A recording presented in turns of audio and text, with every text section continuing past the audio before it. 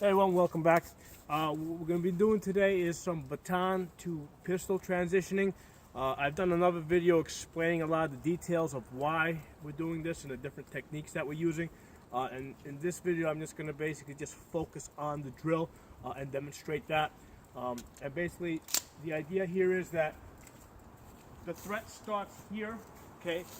They're charging us, and basically we're going to make two stripes, forearm, shin, okay? So basically it's one strike. You know, we're assuming that they're running at us like that. First strike's going to be to the forearm, second strike's going to be to the chin. The shin, the reason is because there's not too much muscle over here, not too much muscle over there, so that's going to hurt.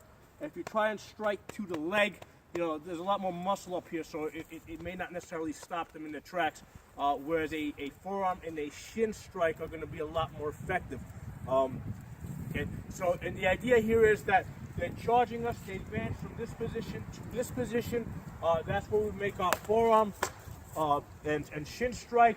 Then we're going to drop the baton, transition to our pistol, and basically we're going to be firing at this target over here. Okay, and the reason why we're shooting at this target is because I don't want to destroy this target, because I want to be able to do my my baton practice on this target. Okay, whereas that's a target that's a lot easier to replace.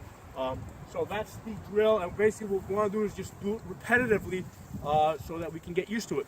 And if you watch the other video, the earlier video that I did on the baton strikes, you basically want your strikes to be tight, okay? Tight, okay? Boom, boom. Nothing wide, okay? You're not coming out wide because that's slower and that can be easier blocked. You want tight block, tight strikes like this, okay? It's coming in tight, okay? So that's what you want to practice.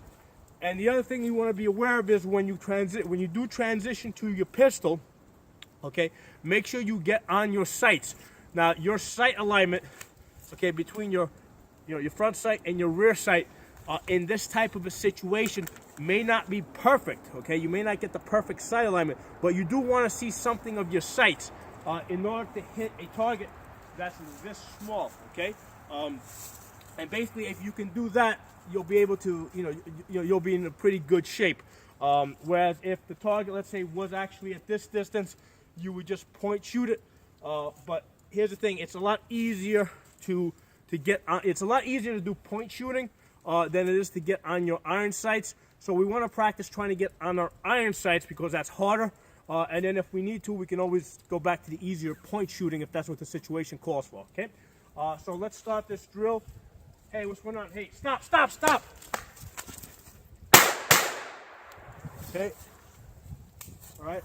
And as you can see there, I got two solid hits on the target. Okay. So that's telling me that I was able to get on my iron sights, because if you don't get on your iron sights, you're not going to be able to hit a target that small from this distance. So you got to get on your iron sights. All right. So let's try this again. Hey, what are you doing there? Stay back, stop, stop, stop. All right, so again, we got two more hits. All right, and again, the reason why we got the baton on our left hand is because we're anticipating that the situation may escalate. So we got this in our left hand so we can go to our pistol. And if we got into a situation where they closed on us and they were basically grappling with this, I can still pull the gun out.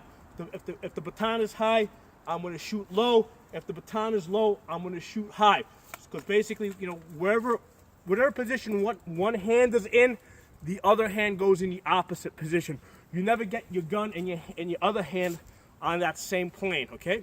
So let's do this drill one more time. Hey, what are you doing there? Hey, get back, stop, stop! All right. The thing to be aware of is the baton is a weapon of speed. If you're making slow strikes, it's not going to do anything. Okay. The way this works is you either hit hard and fast, okay, or fast and hard, because fast speed is going to create power. If you're moving this slow, basically they're just going to ignore it. Okay. So this has to be a fast strike in order for it to be effective. There has to be a lot of speed, a lot of velocity. Behind this, that tip needs to be moving. Okay. One more time. Hey, what are you doing there? Get back, stop, stop. Okay? And always be aware of your surroundings. Always do your scan and assess because there may be additional threats. And the other reason why we do these scan and assess is because we're breaking tunnel vision, okay? Because if you just shot somebody, basically you don't want to get into a situation where you're just staring at them. You don't want to get into that tunnel vision. You know, you want to force that scan and assess so that you can kind of kickstart your mind, kickstart your brain into start thinking about other things, you know, like calling 911 or calling for additional help or getting yourself to a more safe position, okay? Because you might be out in the open here, you know, it might be better to go stand a little closer to the bushes over there where you're better concealed, okay? So these are, you know, all of a sudden you start thinking about all these other things. And if you sit there staring at the threat that you just shot, you're not going to start thinking about other things, okay? So that's the reason for the scan and the assess. I'll catch you guys next time.